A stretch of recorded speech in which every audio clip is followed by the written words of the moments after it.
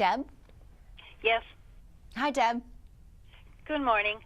Extreme weather events are on the rise. Last year, the U.S. suffered 16 major natural disasters, up to 33% from the year before, with collective recovery costs of over $300 billion.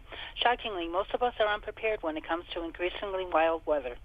To help us better be prepared for severe weather event and reveal how technology can help, joining us now is national television meteorologist and author of the book Extreme Weather, Bonnie Schneider. Bonnie, why has there been an increase in extreme weather events in recent years? Well, Deb, for a number of reasons, I think that a lot of people are moving to places where there is more extreme weather, like the coastline, for example. As those areas become more populated, people in the Northeast, for example, impacted more by snowstorms, and along the Gulf Coast in the South, more impacted by hurricanes, and across the country, tornadoes. So as the population grows, more of us are impacted. Another factor is the warming of the atmosphere. Even a slight raise in temperature that we have experienced allows more moisture to stay in the air, and that acts as more fuel for the storms. So we might see a 300-year flood event happen 3 times in 3 years, like in Houston, Texas. So it's unfortunate that as extreme weather gets worse, that more people are impacted. And Esurance did a survey where they spoke to 1,000 Americans, and while 80% said yes, these extreme weather events are impacting me, and I'm aware that this is a threat, only 17% said they're actually doing something about it and taking precautions. With so many storms and natural disasters, why do so many Americans remain unprepared for weather-related emergencies?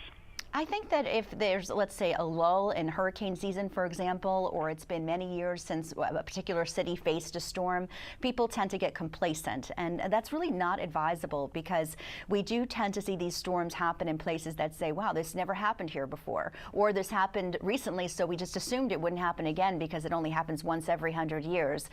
So I think that it's just a matter of people accepting it and taking the precautions needed.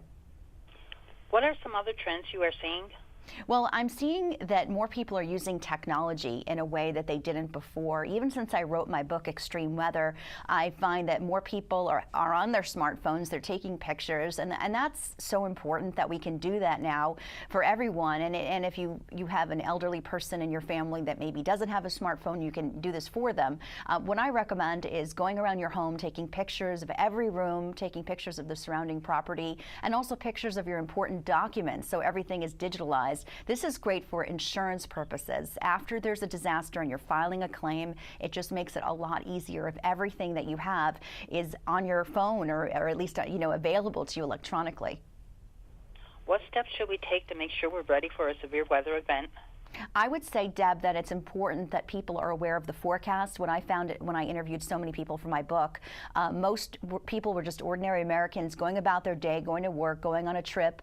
They didn't check the weather. So that's why it's so important to make sure that you're weather aware and invest in technology. We have smartphone sensors and alert devices. You can also, if you have any kind of security camera, angle it towards the street. And that way you'll know after the storm, are there down wires, are there down trees. Sometimes it's very dangerous after the storm too. So technology can help you before, during, and after.